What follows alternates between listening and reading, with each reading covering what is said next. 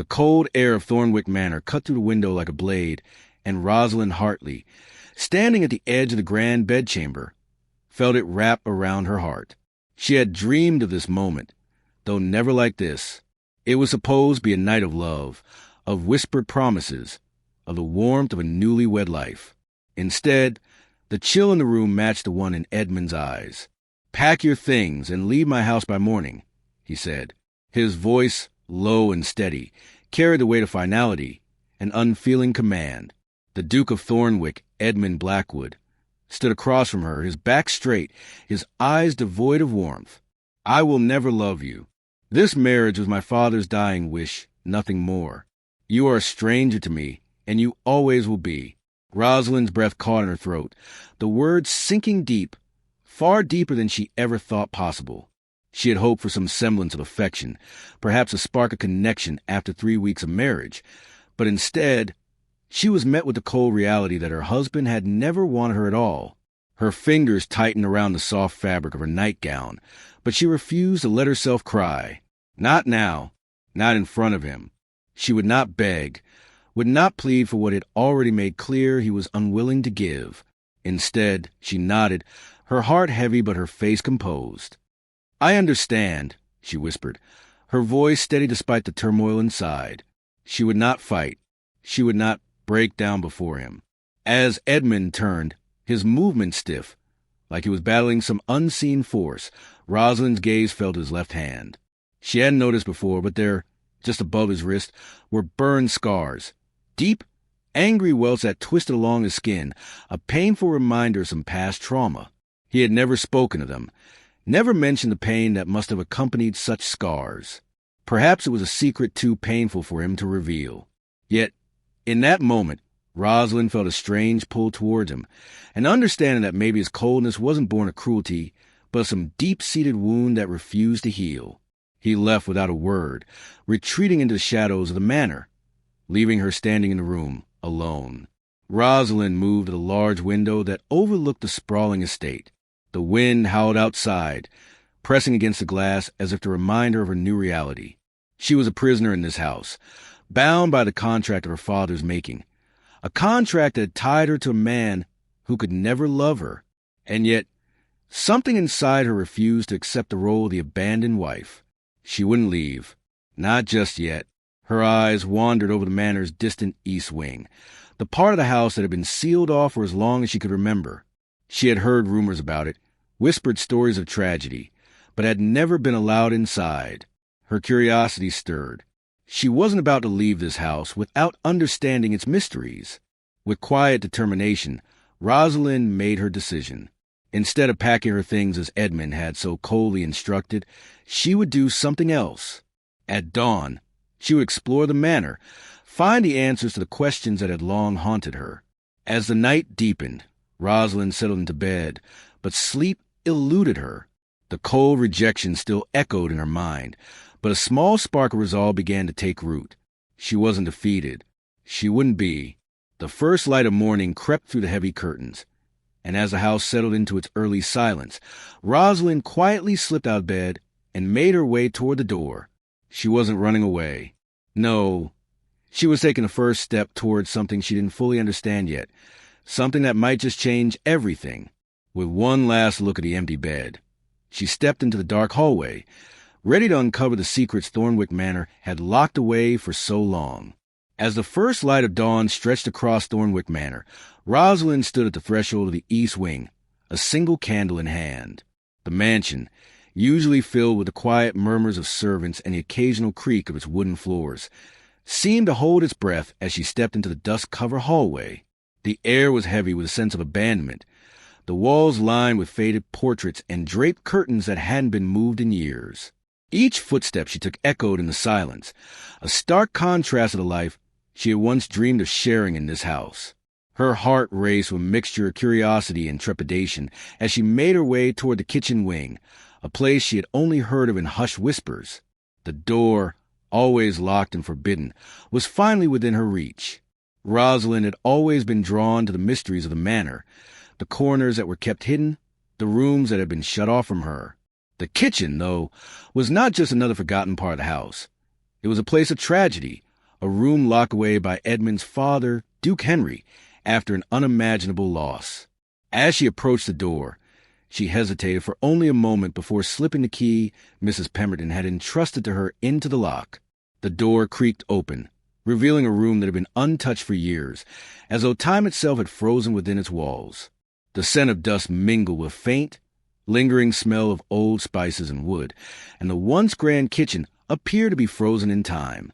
The cast-iron stove stood silent, covered in layers of dust, and the copper pots that had once gleamed with warmth now hung like forgotten relics. Yet despite the decay, there was a certain beauty to it, a reminder of what had once been. As Rosalind stepped further into the room, she caught sight of the small wooden shelf, where an old recipe book lay forgotten. It was the Duchess's, Edmund's mother's, cookbook, filled with handwritten notes and smudged pages. Her heart skipped a beat at the thought of the woman, whose presence still seemed to linger in this space. Rosalind gingerly reached the book, brushing the dust off its cover, and opened it to a random page. The familiar handwriting was a striking contrast to the coldness of the room. It felt as though the pages held secrets, memories waiting to be uncovered. But before she could delve deeper into the book, she heard a soft shuffle behind her, the sound of someone approaching. Startled, she turned around to find Mrs. Pemberton standing in the doorway, her kindly eyes soft with years of unspoken grief. The housekeeper stepped inside, her gaze sweeping over the kitchen with a mixture of nostalgia and sorrow. "I never thought I'd see this room open again," Mrs. Pemberton murmured. Her voice was thick with emotion, and Rosalind could sense the weight of her words. "This kitchen hasn't been used since the tragedy. 15 years it's been sealed away, but I suppose it's only fitting that someone finally brings it back to life." Rosalind's heart fluttered. What happened here? Why was this room closed off? Mrs. Pemberton paused for a long moment, as if weighing whether to share the painful truth. Then, with a heavy sigh, she spoke. "It was a fire. 15 years ago, on Edmund's birthday. His mother, the Duchess, was in the kitchen, baking for him. She was making his favorite cake, when a spark caught her dress. It spread quickly, and by the time Edmund got to her, she was already burning. He tried to save her, but..." Mrs. Pemberton's voice trailed off, the words too painful to say aloud. "He was only 17, she continued after a long pause. "He tried to put the fire out, but it was too late. His mother died in his arms that night, right here in this kitchen. The Duke, his father, blamed Edmund for the accident. He said that if Edmund had never been born, his mother would still be alive. So he locked this room away, never to be touched again, and dismissed the kitchen staff the next day." Rosalind listened in silence, the weight of the tragedy settling over her like a heavy cloak. The pain of loss, the guilt that Edmund must have carried all these years. It was unimaginable. She looked down at the cookbook in her hands, the very object that had once been part of the woman who had suffered and died here. Edmund had lost so much, and yet, from all accounts, he had never truly grieved. The walls he had built around himself were not just of his own making. They were a result of the unbearable grief that had shattered his life. Rosalind's fingers tightened around the book. "Is that why the kitchen was sealed? To erase all memory of her?" she asked, her voice soft but filled with the weight of the question. Mrs. Pemberton nodded. The Duke believed that by locking this room away, he could erase the memory of her death. He thought it would help Edmund forget. But in the end, it only made the pain worse. Rosalind's heart broke for Edmund in that moment. No wonder he was so distant, so cold. How could a man who had experienced such pain ever allow himself to feel love again? How could he let anyone close when the memory of his mother's death haunted him every day? But now, Mrs. Pemberton continued, her voice softening, perhaps it's time for this room to be opened again. Time for the kitchen to come back to life. The Duke may never be able to heal, but you might be the one to help him. Rosalind felt a strange sense of responsibility settle over her. It was a heavy weight, one she wasn't sure she was ready to bear, but it was also an undeniable pull. She had come to Thornwick Manor hoping for a marriage of affection and companionship, but now she realized that what Edmund needed was something far more profound, a chance to heal, to reclaim the pieces of his past that had been buried under grief for so long. And if it meant reopening this kitchen, bringing it back to life for him, then she would do it. She would stay, not out of obligation, but out of a deep, unspoken understanding. "I won't leave, Mrs. Pemberton," Rosalind said firmly. "I'll reclaim this kitchen. I'll bring it back to life." Mrs. Pemberton smiled, a wistful, knowing smile. "I knew you would, my lady. You've got the heart of a true cook, just like your grandmother. I'll help you, of course, but you'll be the one to truly revive it." With that, Rosalind felt a spark of determination ignite within her. She wasn't just going to stay in this cold, desolate house. She would reclaim it one step at a time, beginning with this room. The kitchen would be the first place to heal. And perhaps, with time, Edmund could begin to heal too. As the sun rose higher, Rosalind stood in the middle of the forgotten kitchen, the dusty walls surrounding her like a protective barrier. She had no idea what lay ahead, but she knew one thing for sure. She wasn't leaving Thornwick Manor. Not now, not ever. The days that followed were a blur of silence and distance, a constant reminder that nothing would ever be the same between Rosalind and Edmund. Their marriage, which had started as an arrangement of duty and convenience, had now become a battleground of emotions neither had the courage to confront. Edmund, ever the distant figure, kept to his solitary routines, retreating into the study before dawn, where he would bury himself in papers and books. He rode his stallion midnight, for hours each day across the sprawling Thornwick estate, as the act of galloping through the open fields could somehow outrun the ghosts that clung to him.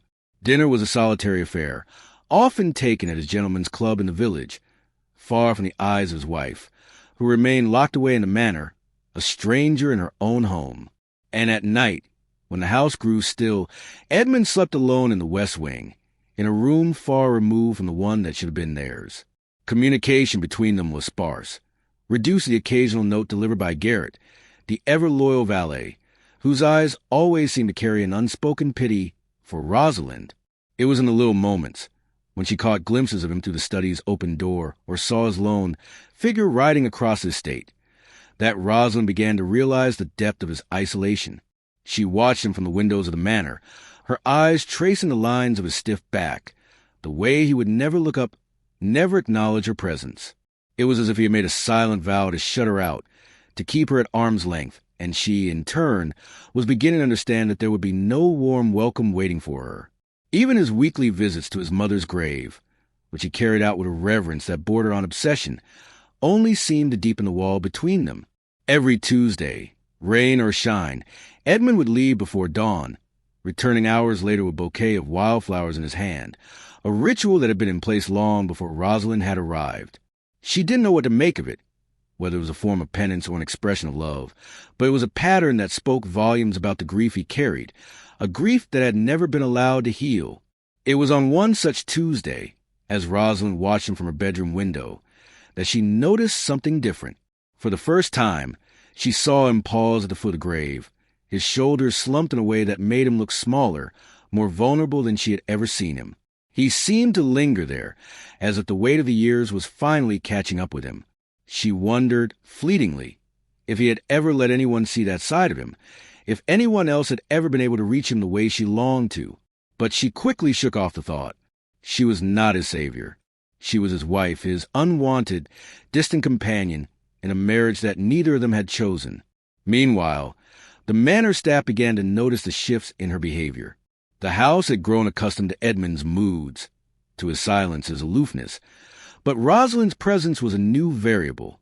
At first, the servants had treated her with polite indifference, but as the weeks passed, they began to warm to her. Mrs. Pemberton, the housekeeper, was perhaps the first to see through the layers of politeness Rosalind had carefully constructed. She often found her in the kitchen, experimenting with recipes, her hands moving in fluid motion as she prepared meals that could have come straight from the kitchens of the finest French establishments. Rosalind had always loved to cook, a skill passed down from her beloved grandmere Colette, who had taught her the art of making food both a comfort and a celebration. In the kitchen, Rosalind could find solace, a brief escape from the cold reality of her marriage. Over the weeks, she began to carve out a space for herself, one where she could control the ingredients and the outcomes, where she could make something good come from the barren, empty space that Thornwick had become. Mrs. Pemberton, who had seen the kitchen in its heyday, recognized the spark of life Rosalind was bringing back. "I haven't seen this kitchen so alive in years," she commented one afternoon as Rosalind prepared a batch of lavender scones, a recipe she had learned from her grandmother. The Duke's mother, bless her heart, would have been so pleased. "I hope so," Rosalind replied softly, her thoughts drifting to the woman who had once run this house with grace and warmth. She could almost hear the sound of the Duchess's laughter, the way she would hum as she worked, filling the air with a sense of purpose.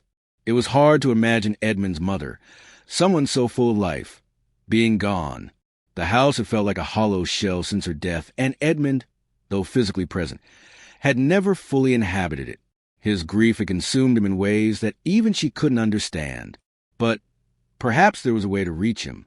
The staff's growing warmth toward her was not lost on Edmund, who had always prided himself on maintaining control over his domain. As the days passed, Rosalind began to notice subtle shifts in his behavior. He still avoided her presence, still chose to spend his days in solitude, but there were moments when he seemed to be watching her from the corners of the manor, his dark eyes lingering on her as she moved about the house.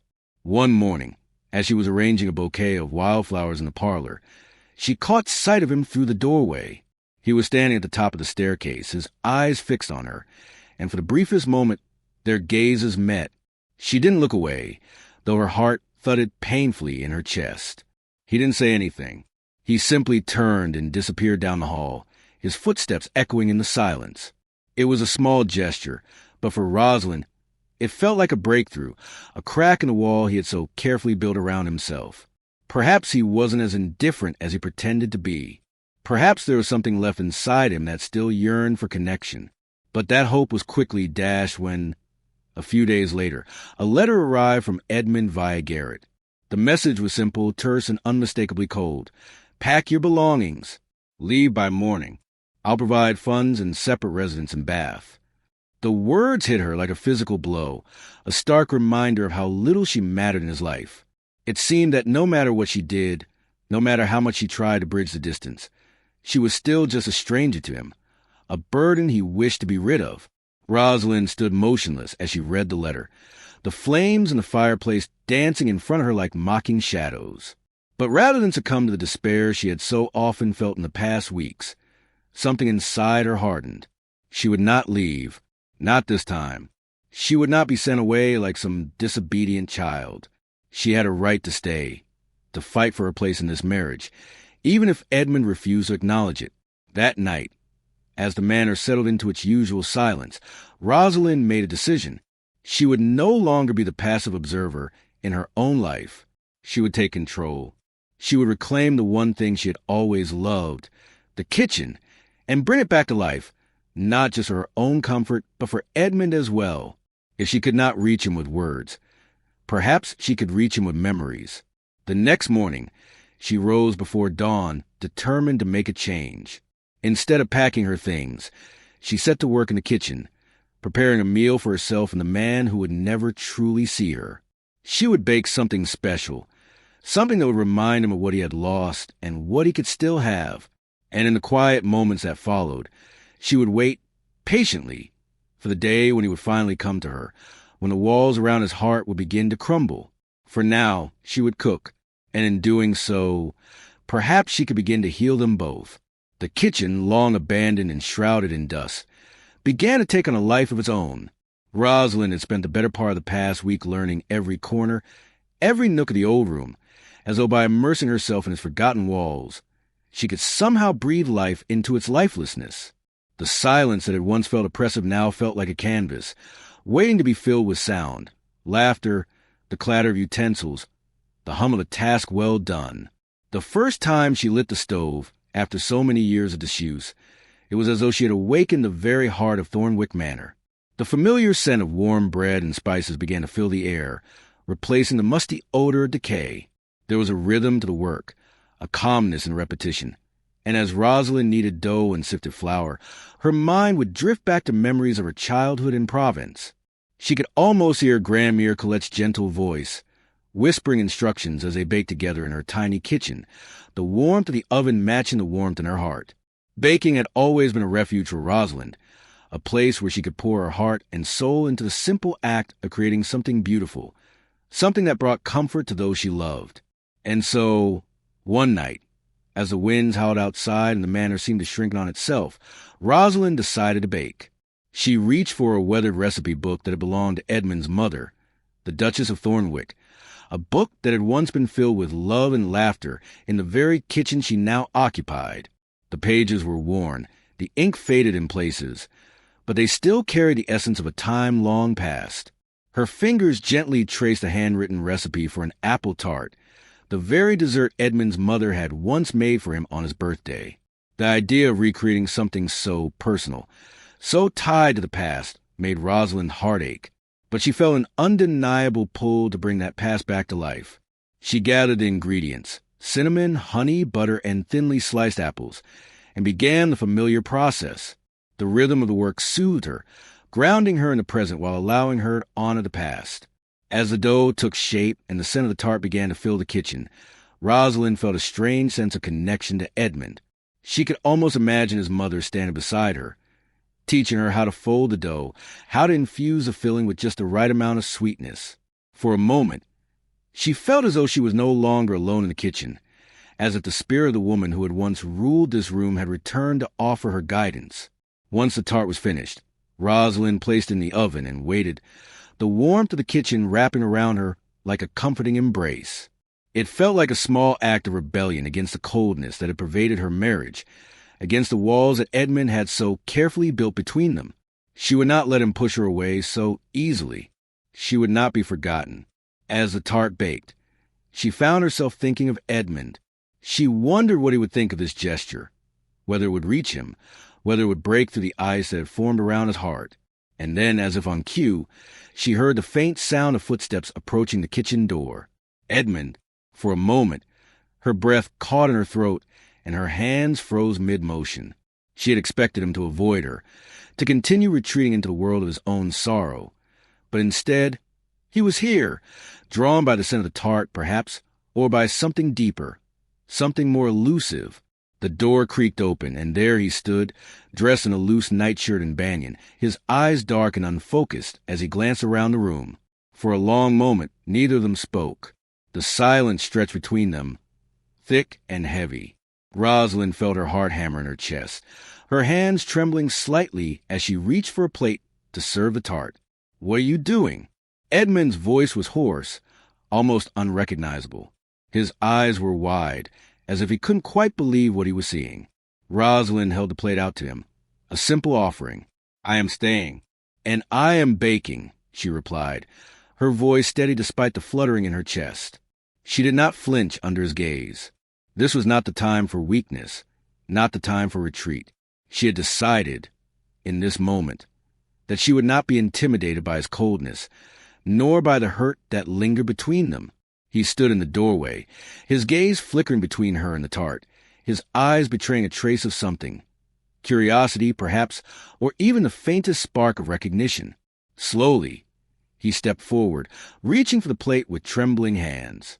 The contact between them, however brief, sent a jolt of warmth through Rosalind, though she refused to acknowledge it. He took the slice of tart without a word, his fingers grazing hers in the process, and without so much as a glance in her direction, he walked over to the kitchen table. He sat, the chair scraping against the wooden floor with a soft, protesting sound, and for a long moment he simply stared at the slice of tart, as if unsure what to do with it. Then, without lifting his gaze, he took a bite.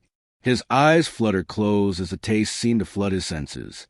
Rosalind watched him carefully, noting the way his shoulders relaxed, the way his body seemed to soften just a fraction. It was a moment of vulnerability, fleeting and almost imperceptible, but it was there, and for that brief instant, Rosalind felt a surge of hope. The grief that Edmund carried with him, so heavy, so consuming, had not been an easy thing to witness, but this moment of connection felt like the first crack in the wall he had built around himself. It was as if, for just a second, the years of pain and loss fell away, leaving behind the man she had married, the man she had hoped to love. She waited, watching him in silence, her heart in her throat, as he chewed the tart slowly, savoring each bite. The minutes stretched on, and still He did not speak. Rosalind had no idea what he was thinking. No idea whether the simple act of baking had actually made a difference. Perhaps it hadn't. Perhaps he would return to his cold indifference by morning. But in this moment, it felt like something had shifted, something subtle yet significant. Finally, after what seemed like an eternity, Edmund put the plate down on the table. He didn't speak, but his hands trembled as he picked up the silver fork beside him. His gaze remained fixed on the plate, and the silence between them grew even more profound. Rosalind, for her part, didn't know how to break it. She wanted to say something that would bridge the distance between them, something that would make him understand how deeply she had come to care for him, how much she longed for him to heal. But the words wouldn't come. She wasn't sure if she even had the right words. Instead, she simply watched him. After a long moment, Edmund stood, his movements slow and deliberate. He walked to the door, and before he stepped out into the hallway, he paused. "What's your name?" he asked softly, as if he had forgotten for a moment. "Rosalind," she replied, her voice barely a whisper. He nodded once, his eyes briefly meeting hers before he turned and walked away, disappearing into the depths of the manor. Rosalind stood there for a long time, her heart pounding in her chest. She wasn't sure what to make of the moment, whether it was a breakthrough or just another fleeting interaction, but she knew one thing for certain. It had been a step. A small one, perhaps, but a step nonetheless. And for the first time in weeks, Rosalind allowed herself to believe that there might be hope. Hope that the man she had married, the man who had closed himself off in the world, might one day let her in. Hope that the kitchen, the heart of the manor, could be the place where healing began. In the weeks that followed, the pattern became almost ritualistic. Every morning before dawn, Rosalind would rise from her bed, pull on a simple dressing gown, and quietly make her way down to the kitchen. The house was still asleep, the servants not yet stirring, and the manor held an eerie silence that seemed to match the stillness in her heart. She moved with purpose, almost instinctively, as her hands worked with the same care and precision each time. It was no longer just a task. It was a sacred routine, something she had made her own. The warm scent of freshly baked bread, lavender scones, and cinnamon rolls began to fill the air each morning, and though the kitchen had been silent for years, now it felt like the soul of the house was slowly coming back to life. And each morning, Edmund would appear, though never with words, never with explanations. He would simply arrive, always at the same time, standing silently in the doorway of the kitchen, his dark eyes watching her with an intensity that both unsettled and intrigued her. For the first few days, he said nothing. He would stand there, his gaze fixed on the food she prepared, never moving or offering a word of acknowledgement. He would take the food, sometimes without even glancing at her, then retreat back into the shadows of the manor, as though it was the only way he knew how to survive. And yet, despite his distance, Rosalind could sense a change in him. His presence was no longer just a reminder of the coldness that had once defined their marriage. Slowly, imperceptibly, he began to soften, his actions speaking louder than any words ever could. On the fourth day, as Rosalind slid a batch of golden lavender scones in the oven, he did something that surprised her. He moved from the doorway and walked over to the table, where she was preparing the morning meal. Without a word, he picked up the basket of scones and set it on the table with care, his fingers lingering over the edges. For the briefest moment, their hands brushed, and Rosalind felt a jolt of electricity race up her arm. He seemed to notice, too, but neither of them acknowledged it. The air was thick with unspoken emotions, but neither of them dared to voice them. Instead, Edmund sat down at the scarred wooden table, the same table that had once been the heart of the manor. He sat for 5 minutes, barely speaking, but his presence was palpable, as if he was beginning to understand that this small act, this quiet ritual, was the only bridge between them. On the 7th day, something shifted again. As Rosalind placed a fresh pot of tea on the table, he spoke for the first time in nearly a week. "My mother used to make scones with lavender," he said, his voice quiet and almost reverent. The words were so simple, yet they held an ocean of meaning. It was the first time Edmund had mentioned his mother to her, the first time he had allowed her a glimpse into the pain he had buried so deeply. The revelation struck Rosalind like a blow to the chest. She knew, of course, that Edmund had lost his mother in a tragic accident. But to hear him speak of her so casually, as if the memory of her had lived on in the scones, was a reminder of how little she truly knew him. It was a subtle shift, but it was enough. "I will make them for you," she replied, her voice soft, offering the kind of comfort he had never asked for. The next morning, she prepared the scones with care, folding in the lavender exactly as Edmund's mother had, following the recipe from the tattered book with a reverence that matched the love she felt for the man who sat in silence across from her. She set the warm scones on the table, along with a pot of tea and a small dish of honey. Edmund entered the kitchen at his usual hour, and without saying a word, he sat down at the table. For the first time, however, he did not retreat immediately after taking the food.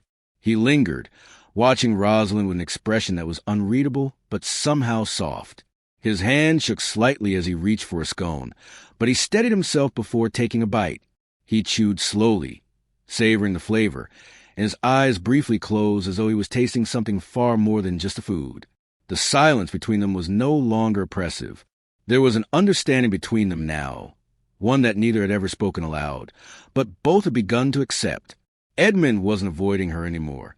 He wasn't pushing her away, and he wasn't hiding behind the walls of his grief. He was allowing himself, for the first time, to share something with her. That simple act of eating the scone, of sharing in a memory of his mother, felt like the beginning of something new between them. Each morning that followed, Edmund's presence at the table became less of a ritual and more of a choice. He didn't simply show up to take the food and leave. He stayed. He sat with her, watching her move around the kitchen, listening to the sound of her humming softly as she worked. The staff began to notice the change as well. Mrs. Pemberton, who had seen Edmund withdraw for so many years, now saw him coming to breakfast every morning, even if he didn't speak a word. It was the small things that spoke volumes, the way he would silently pass her the butter or how he would pour the tea without being asked. It wasn't the words he said, but the actions that spoke louder than any of them. There was another shift, too. As Edmund started to stay longer at the table, he began to ask Rosalind questions, though they were simple at first. He asked about her childhood in Provence, about the dishes her grandmother had taught her to make, and the songs they had sung as they worked. Each answer she gave felt like another layer peeled back, revealing more of herself than she had ever expected to share. There was no grand confession, no dramatic revelation, just simple exchanges, two people learning about each other through small, quiet moments. And yet, the connection between them deepened in ways neither could have anticipated. On the 12th day, when Rosalind placed a batch of freshly baked brioche on the table, Edmund did something he had never done before. He smiled.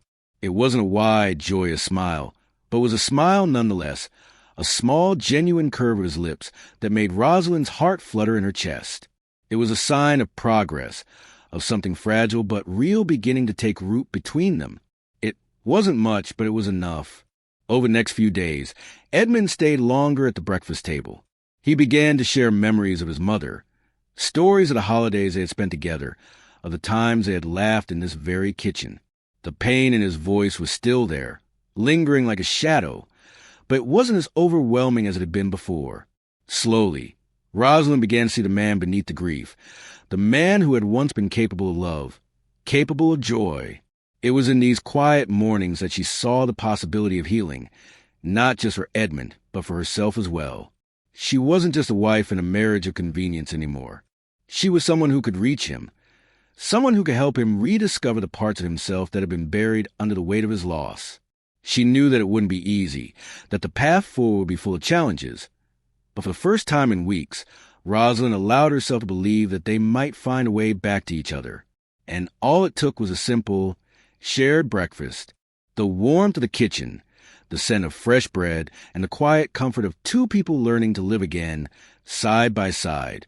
As the days passed and the kitchen slowly became the heart of Thornwick Manor again, Rosalind found herself settling into a rhythm she hadn't known was possible.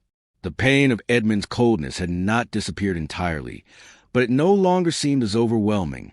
Instead, she focused on the small victories, the moments when Edmund lingered at the breakfast table a little longer, when he shared another memory of his mother, or when his eyes softened just for a moment as he watched her prepare a dish with care. Each one of these moments, small as they seemed, felt like a step forward, a shift in the invisible wall that had once separated them. Rosalind knew, however, that this fragile connection needed something more, something deeper, to truly bridge the gap between them. And so, when the weather began to warm and the first signs of spring started to show themselves in the garden surrounding Thornwick, she turned her thoughts to a dish she had been wanting to make, a dish she knew would carry meaning for Edmund. It was the very dish his mother had prepared for him on his birthday every year, the one that had been a staple of their family celebrations, beef bourguignon. It was said to be a recipe that had been passed down through generations, a dish that Edmund's mother had learned while on her grand tour in France, one that held not only the essence of home, but the bittersweet memories of a time when things had been whole. Rosalind had heard about it from Mrs. Pemberton, who had told her in a hushed, almost reverent tone, how the Duchess of Thornwick had spent hours in the kitchen preparing it for her son each year. It had become an annual tradition, one that had been repeated with love and devotion, until the night of Edmund's mother's tragic death. Mrs. Pemberton had said that Edmund himself had once helped peel the pearl onions for the dish every year, a ritual that seemed so simple at the time, but now carried a weight of sorrow that nothing could ease. The idea of making beef bourguignon for Edmund, of recreating the dish his mother had so lovingly prepared for him, filled Rosalind with a mixture of trepidation and hope. She wasn't sure if the gesture would be enough to reach him, if it would stir the memories he had buried so deep, but she knew it was a step she had to take. It was a way for her to show him that she understood, that she could be part of the healing he so desperately needed. With this thought in mind, she began her hunt for the perfect recipe. She sought out Tobias, the elderly gardener, who had been at Thornwick Manor for as long as she could remember. He had known the Duchess well, and was one of the few who had witnessed the events of that fateful night. When Rosalind asked him about the dish, his face softened, and he nodded, a wistful look in his eyes. The Duchess always made it on Edmund's birthday, without fail, he told her. She'd bring in fresh beef from the local butcher, and the wine. Ah, the wine was always the finest Burgundy. But the real secret was in the little things, the pearl onions, the herbs from her garden, and the candied violets she would garnish the dish with just before serving it. Tobias's voice trembled slightly as he spoke, his hands shaking as he remembered the woman he had loved like a second mother. He told Rosalind that the recipe had been one of the Duchess's most prized possessions, something she had written down herself, a perfect blend of French techniques and local ingredients. The more Rosalind heard about the dish, the more determined she became to recreate it exactly as it had been. She knew that it would be no easy feat, but she was willing to try. After speaking with Tobias, she began to write to her grandmother in Provence, hoping to receive detailed instructions on how to prepare the dish. She waited eagerly for her response, her heart full of anticipation. In the meantime, she scoured the manor's kitchen for the ingredients she would need. The herbs were easy enough to find. Rosemary, thyme, and bay leaves grew abundantly in the garden. The beef would be purchased from the local butcher, and she knew the wine she needed could be found in the cellar. But the pearl onions, those delicate little bulbs that were so essential to the dish, were more elusive. Rosalind asked Mrs. Pemberton about them, and the housekeeper's face lit up with recognition. The Duchess always had the best pearl onions, she said. She had them shipped from a farm near the village. We've no such stock these days, but if you're willing to make the journey, I'm sure the village will have them. Rosalind, ever resourceful, didn't hesitate. The next morning, she made her way to the village, where she visited the local farmer's market. There, she found the perfect pearl onions, their delicate skin a soft, glistening white. She bought enough to last her for the dish, and then some. It was a small victory, but it made her feel closer to the process, closer to tradition that had once meant so much to Edmund. Days passed, and Rosalind received a letter from her grandmother with the detailed instructions she had requested. The letter was filled with love, with Grandmere's careful notes on how to properly prepare the beef bourguignon. Rosalind spent the next few days perfecting the dish, following the instructions to the letter. She spent hours in the kitchen, stirring the rich sauce, browning the beef, and adding the wine, all the while thinking of Edmund, imagining how he would react to this labor of love. She could almost see the memory of his mother in the way he would smile when he tasted it, as if the dish itself would bring him back to a time when he had been whole, when he had known love and warmth and abundance.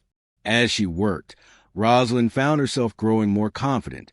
She had always loved cooking, but this was different. This was about more than just food.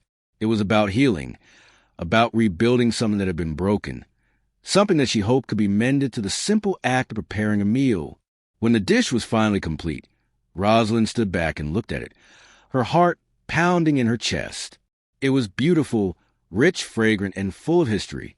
She felt a surge of pride, mixed with a deep sense of vulnerability. This was her offering, her way of telling Edmund that she understood, that she was here, ready to stand by his side, to help him find his way out of the darkness. But the invitation to the Countess Wexford's dinner party was still hanging over her head. It was a gesture she had been hoping for, but now, with the dish prepared, she felt a new sense of urgency. She could not wait forever. She needed to show Edmund that she was committed to this marriage, that she was willing to fight for them both. And so, when Edmund returned from his weekly visit to his mother's grave, Rosalind took a deep breath and approached him. She had heard him moving around the manor, his footsteps heavy with the weight of his thoughts. When he finally appeared in the hallway, she caught his eye, and for the first time in days, she saw something other than the usual coldness in his gaze. "Edmund," she said, her voice steady, "there is a dinner party tomorrow at Countess Wexford's. I would like you to accompany me." He hesitated for a moment, his expression unreadable. Then, without saying a word, he turned and left the room, and Rosalind felt a pang of disappointment, but she did not let it show. She would not give up. That evening, after a long day of preparation, Rosalind received a note from Edmund. It was simple, terse, but it carried weight. "I will accompany you to the dinner tomorrow. Wear the gown I had sent to your room. We leave at 6 o'clock. Rosalind's heart fluttered at the note. It wasn't much, but it was enough. It was a step, a sign that perhaps, just perhaps, Edmund was beginning to open up to her again. She looked at the gown he had mentioned, the rich peacock blue silk, and for the first time, she felt the stirrings of excitement, of anticipation. Tomorrow, they would attend the dinner together. And for the first time in a long while, Rosalind allowed herself to hope. The day passed slowly, but with each passing hour, Rosalind grew more and more certain that this dinner would mark a new beginning for them. A beginning where the walls that had separated them would finally begin to crumble, and where the love that had long been buried beneath grief and distance would have a chance to bloom once more. The gown shimmered in the candlelight as Rosalind stood before the mirror, her heart racing. Tomorrow would be the start of something new, something that, for the first time, felt possible. The carriage ride to Countess Wexford's manor was unlike any other Rosalind had experienced since her arrival at Thornwick. It was the first time she and Edmund were truly alone together, without the veil of servants, without the distractions of the manor and its sprawling grounds. As the horses' hooves clattered against the cobbled streets, Rosalind sat beside Edmund, the silence between them thick with unspoken words. She had grown accustomed to his quiet demeanor, but tonight felt different, as though the very air in the carriage was charged with anticipation. The peacock blue gown he had chosen for her shimmered in the dim light, and she felt, for the first time since their marriage, a sense of grace and purpose. Edmund, dressed in his formal black evening wear, sat across from her, his profile cast in shadows as he stared out the window, his gaze unfocused. She couldn't help but notice how stiffly he sat, how distant his posture remained. Despite his invitation, despite his agreement to accompany her, he was still a man marked by grief, still a man carrying a burden so heavy that it threatened to crush him. Rosalind shifted slightly in her seat, trying to read him, try to understand a man who had never truly allowed her to know him. Her heart ached for him in that moment, a deep ache that seemed to speak of both love and loss.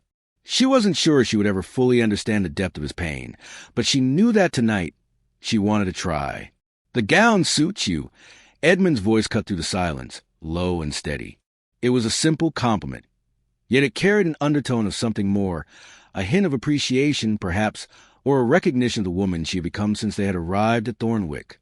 "Thank you," Rosalind replied softly, her voice barely above a whisper.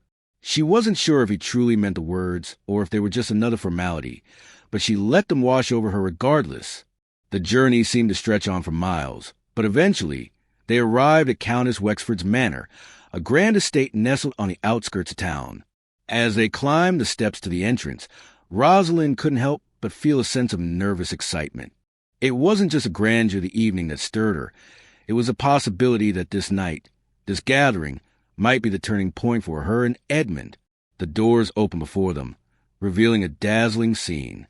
The drawing room was filled with high society, all gathered in their finest attire, exchanging pleasantries, their laughter and voices rising in a crescendo that echoed throughout the grand hall. Rosalind's eyes scanned the room, taking the familiar faces of the elite, the people who had once been so distant from her own world. She had been raised in the quiet comfort of her father's estate, but she had never known the intricacies of high society in London. Tonight, however, she felt as though she belonged, at least for the moment. Edmund, standing beside her, did not share the same ease. She could feel the tension radiating from him as they entered the room.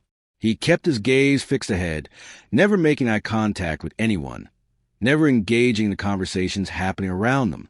He was a man apart, even in the midst of a gathering meant for socializing, a man whose grief was a wall no one could breach. As they made their way further into the room, Edmund surprised her by pulling out her chair, a gesture so simple, yet so telling. It was the first time he had truly attended to her needs, the first time he had given her any sort of attention since they had married. For a brief moment, Rosalind's heart skipped a beat, and she saw in him not the distant broken man, but the man who could still care, who could still protect. He introduced her with quiet pride, his words soft but steady. It wasn't much, but it was enough. It was a sign that something had shifted between them. As the evening wore on, Rosalind found herself drawn into the flow of conversation, exchanging pleasantries with the other guests, all the while acutely aware of Edmund's presence beside her. He seemed to have softened, ever so slightly, in the face of society's gaze. When Lady Ashcroft, a notorious gossip and socialite, made a comment about Rosalind's humble origins, Edmund's defense was swift and sharp. "My wife is granddaughter to Madame Colette Beaumont, the finest pâtissière in Provence," he said, his voice carrying across the room an authority that made everyone fall silent. "Her lineage is one of artistry and skill, which I value far more than mere titles." Rosalind's heart swelled at his words, at the pride with which he spoke of her grandmother. It was a side of him she had never seen before, the side that could stand tall and defend what was his, what was worth protecting. The shift was subtle but undeniable. By the time dinner was served, Rosalind couldn't help but feel a quiet sense of accomplishment. Edmund had not only attended the dinner, but he had defended her honor. It was more than she had ever expected, more than she had dared to hope for when they had first come to Thornwick. As they sat at the grand dining table, the conversation turned to matters of business, of politics and society. Edmund spoke little, his attention focused on food before him, but there was a noticeable change in the way he carried himself. He was no longer the distant man who had once barely acknowledged her existence. There was something different in the way he moved, in the way he regarded her, as if he was beginning to see her not just as his wife, but as someone worthy of his respect. After dinner, as they made their way back to the carriage, Rosalind couldn't help but feel a sense of cautious optimism. The evening had gone better than she had imagined, and as they climbed back into the carriage, Edmund turned to her, his face soft in the dim light. "I researched your grandmother," he said, his voice low, almost as if he were confessing something. Rosalind looked at him, surprised. "Why?" she asked, her voice barely above a whisper.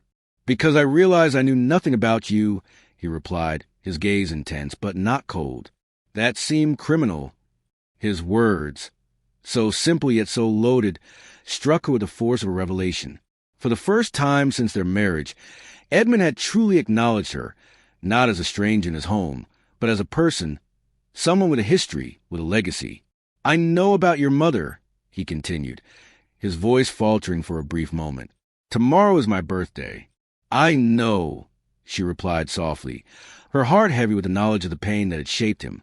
"How do you know?" Edmund asked, his voice tinged with curiosity. "Mrs. Pemberton," Rosalind said, her eyes meeting his. "Tobias, your mother's recipe book." Edmund's breath caught, and for the briefest of moments, the wall around him seemed to crack. "What else do you know?" he asked, his voice barely a whisper.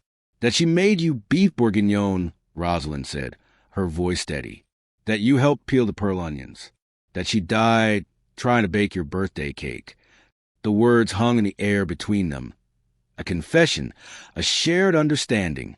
Edmund's face twisted with pain, and for a moment, he looked as though he might break. He turned away, looking out the carriage window, his jaw clenched, his eyes filled with an ocean of sorrow. "Will you dine with me tomorrow?" he asked, his voice shaking slightly. "Properly. At the table. Just us." Rosalind's heart soared at his words, at the tentative reach he was making toward her. "Yes," she replied, her voice filled with quiet determination. "I will." As they sat in silence for the remainder of the ride, Rosalind allowed herself to believe that, for the first time in a long while, there was hope. Hope that Edmund would let go of the past, that he would find a way to live again, and that perhaps together they could begin to heal. The road ahead was still uncertain, but in this moment, she knew that they had taken the first step towards something new. The morning of March 15th dawned quietly, with a gray sky hanging low over Thornwick Manor, as though the heavens themselves were weighed down by the sorrow Edmund had carried for so many years. Rosalind awoke before the sun, the chill of the early morning air still hanging in the corners of the room. She had already been awake for hours, her mind spinning with thoughts of what the day would bring. The air around her was thick with anticipation, the quiet weight of history pressing on her shoulders as she prepared for what might be the most important meal she had ever cooked in her life. The recipe, now ingrained in her memory, was ready. She had worked tirelessly, following Grandmere Colette's instructions to the letter, recreating every step of the dish that had been a staple in Edmund's life long before she came to Thornwick. Today, she would give him something more than food. She would give him the very memory of his mother, the woman who had loved him so fiercely and whose absence still haunted him. The kitchen, once abandoned, was now alive with the sense of the beef bourguignon simmering slowly on the stove, the rich wine sauce melding with the herbs and vegetables, filling the manor with warmth. The delicate pearl onions were already caramelized, and the aroma of garlic and fresh herbs hung in the air, wrapping itself around Rosalind as she moved with purpose, preparing the dish with a care that mirrored the deep care she had come to feel for the man she had married. It was a ritual, not just of cooking, but of understanding, of empathy. As the day passed, Rosalind set the formal dining room, using the delicate blue and white porcelain china that had belonged to Edmund's mother, the silver candlesticks shining in the low light.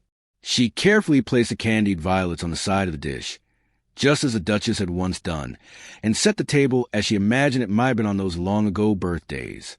The room was ready. All that remained was for Edmund to arrive. The hours seemed to stretch on, and yet the time for dinner arrived faster than Rosalind could have anticipated. As the evening light began to fade, she heard Edmund's footsteps echo through the halls, signaling his arrival. He had been to his mother's grave as he did every year, his somber pilgrimage to the place that held both the memory of his loss and the weight of the guilt that had kept him in prison for so long. She had hoped that today of all days he might return with a sense of peace, but she knew better than to expect that the grief that had consumed him for 15 years could be healed in a single moment.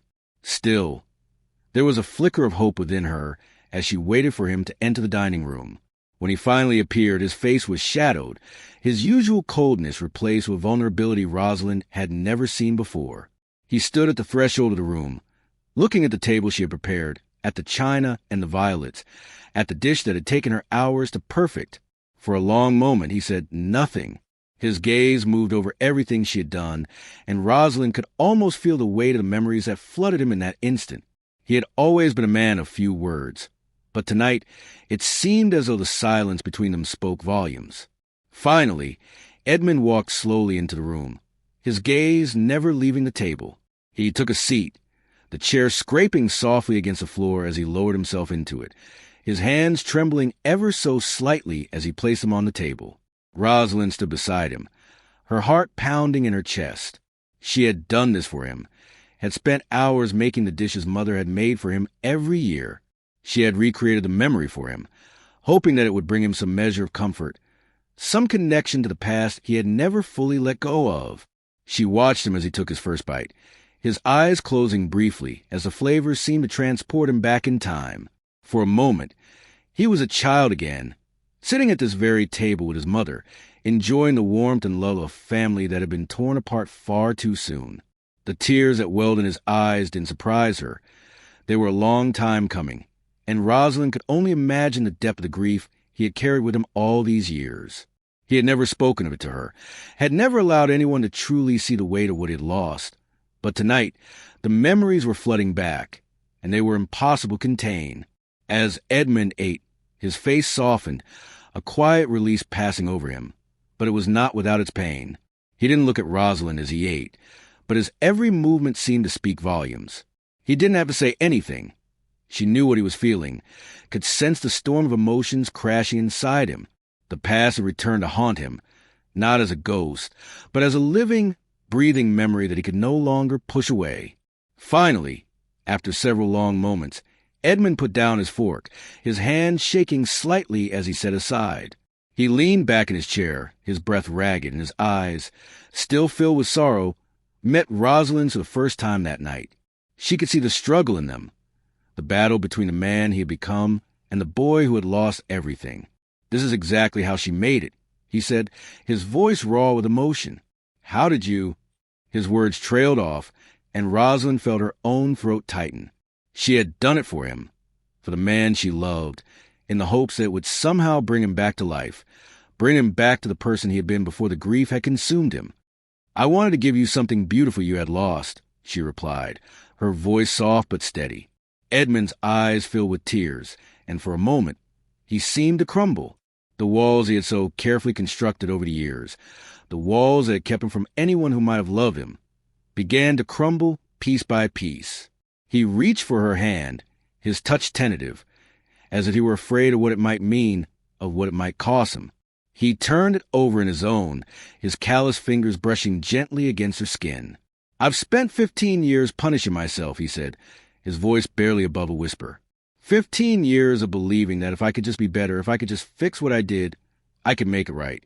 Rosalind's heart ached as she listened to him, her own tears threatening to spill over as she heard the depth of his suffering. He had blamed himself for so long, had carried the weight of his mother's death as though it were a burden only he could bear. And yet, in that moment, Rosalind knew that the only way forward was for him to forgive himself. "You didn't kill her," she said softly, her hand still in his. "It was an accident, and you loved her. That's all that matters." Edmund's breath hitched, and for a moment he seemed to collapse inward, as though the grief he had carried for so long had finally broken to the dam he had so carefully built. He closed his eyes, his face twisting with the pain of his own self-loathing, and then, as if the weight of the years had finally crushed him, he whispered the words Rosalind had never expected to hear. "I loved her so much," he said, his voice shaking with the depth of his sorrow. "And I've spent so long trying to prove that I could be worthy of her love. But I've only made myself smaller, and I've pushed everyone away." The confession hung in the air between them, a moment of raw, unfiltered truth that left them both vulnerable. Edmund's shoulders shook as he finally allowed himself to feel the full force of the loss that had defined his life. Rosalind, without hesitation, moved to his side, kneeling beside him, her heart breaking as she took his scarred hand in both of hers. "You didn't kill her," she said again, her voice gentle but firm.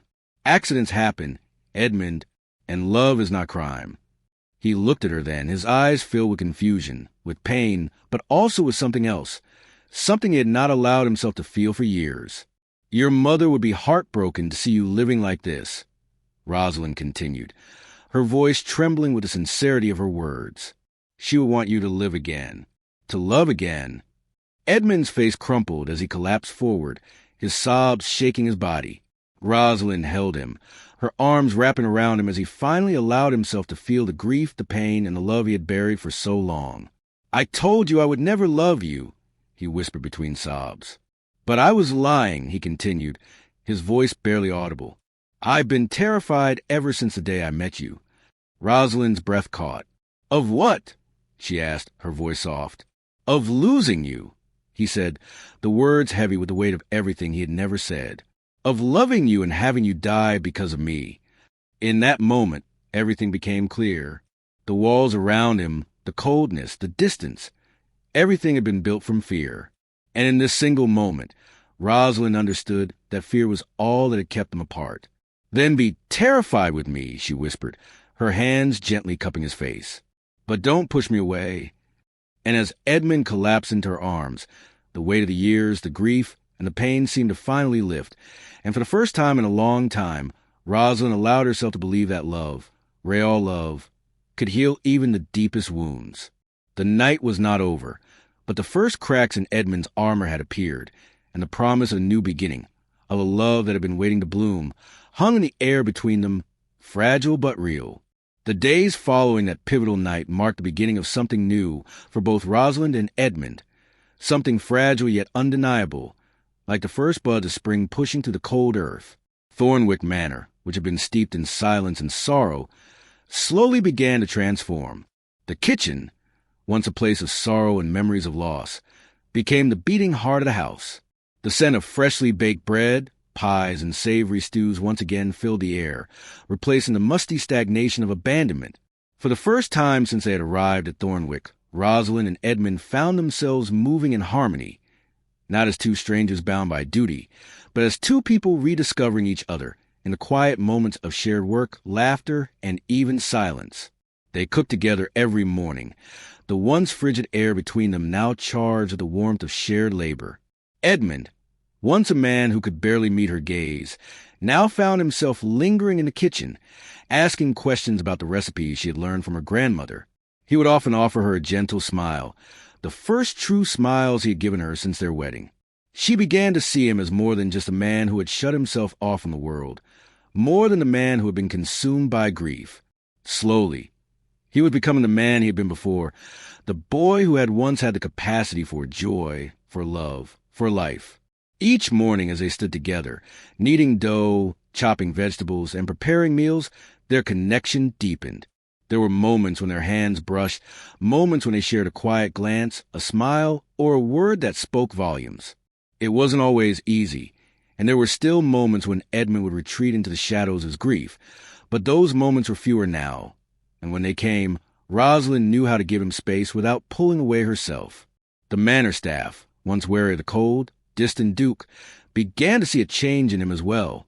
Mrs. Pemberton, the housekeeper who had known Edmund since he was a child, watched with a quiet joy as the house came back to life, the echo of laughter and warmth returning to the halls. Even Tobias, the elderly gardener, noticed a change. "He's not the same man he was before," Mrs. Pemberton said to Rosalind one afternoon as they worked side by side in the kitchen. "It's as if he's remembered what it's like to live again." Rosalind only smiled, her heart full of the unspoken truth that was blossoming between them. Life at Thornwick was no longer an endless procession of cold, unfeeling days. It was a place where love could bloom again, where Edmund could finally begin to forgive himself and allow himself to be loved. One evening, as they sat at the table together, the warm glow of candlelight dancing across their faces, Edmund reached for her hand. He didn't speak immediately, but his fingers brushed against hers, the touch soft, tentative, yet filled with meaning. Finally, after a long silence, he looked at her, his eyes filled with gratitude and something deeper, something that Rosalind had been waiting for. "I never thought I would be able to feel anything again," Edmund said quietly, his voice low but steady. "I thought that if I allowed myself to love, it would only make the pain worse. But you," he paused, swallowing hard, "you've made me remember that life isn't just about surviving. It's about living, about loving, about healing." His words, so simple yet so profound, filled Rosalind's heart with a warmth that no fire could ever match. "I will always be here for you, Edmund," she replied softly, her voice full of sincerity. "And I'll never stop loving you, no matter what." It was a promise, one that would be tested in time, but Rosalind knew deep in her heart that it was a promise she would keep. They were no longer the same two people who had been thrust together by duty, no longer the strangers who had once walked past each other in silence. They had become partners, not just in marriage, but in life, in healing, and in love. As the weeks turned to months, their bond grew stronger, and Thornwick Manor transformed from a house of shadows into a home. The kitchen, once a symbol of loss, became a place of joy. Every Sunday, Edmund and Rosalind would bake together, preparing the dishes that had once been the signature of the late Duchess. The staff would gather around, sharing in the warmth and laughter that filled the room. And on those mornings, it seemed as though the house itself was alive again.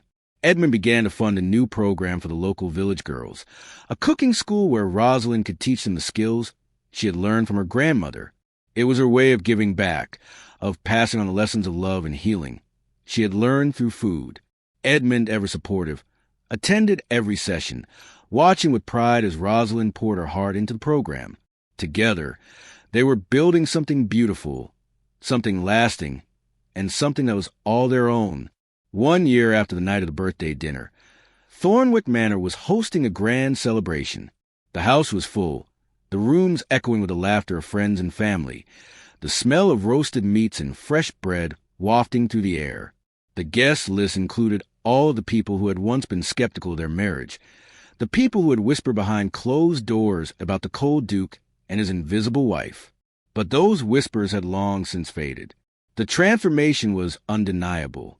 Edmund, standing beside Rosalind at the center of the room, raised his glass in a toast.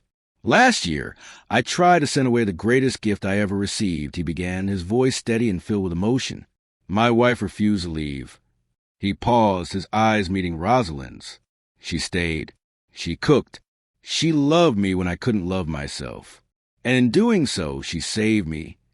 The room was silent for a moment, and then the applause began, gentle at first, but growing louder as everyone in the room recognized the truth in Edmund's words. Rosalind's heart swelled with love and gratitude as she looked at Edmund. He had come a long way since that first night of rejection, and so had she. Together, they had faced the darkness, and together they had found the light. After the toast, they slipped away from the gathering, finding a quiet moment in the kitchen where it all began. The fire was crackling in the hearth, the moonlight streaming through the windows, casting a soft glow over the room. Rosalind, feeling the weight of the past year lift from her shoulders, placed Edmund's hand gently on her belly. "A child." Edmund's voice was filled with wonder, his eyes softening as he looked down at her. Rosalind nodded, her eyes shining. "Yes," she said, her voice thick with emotion. "Due in October." Edmund's face softened with joy. The tears that had once been a symbol of his pain, now replaced with tears of happiness. "A child born from love, not duty," he whispered, his hand gently resting on her stomach. "What will we teach them?" he asked, his voice filled with tenderness. Rosalind smiled, her heart full of love for the man who had become her world. "That food is love. That healing takes time. That even the coldest hearts can thaw with patience," she said. "And that their father is the luckiest man in England." Edmund pulled her into his arms, holding her tightly as the fire crackled behind them. The past had been difficult, the road they had walked fraught with pain and loss. But now, in this moment, all that mattered was the love they had found. The journey was far from over, but Rosalind knew that no matter what came next, they would face it together. In the stillness of the kitchen, the place where their lives had begun to change, they found peace. The house was filled with warmth, with life, and with the promise of a future that was theirs to create. And as they danced together, in the quiet of the night, Rosalind knew that they had finally found what they had both been searching for, each other.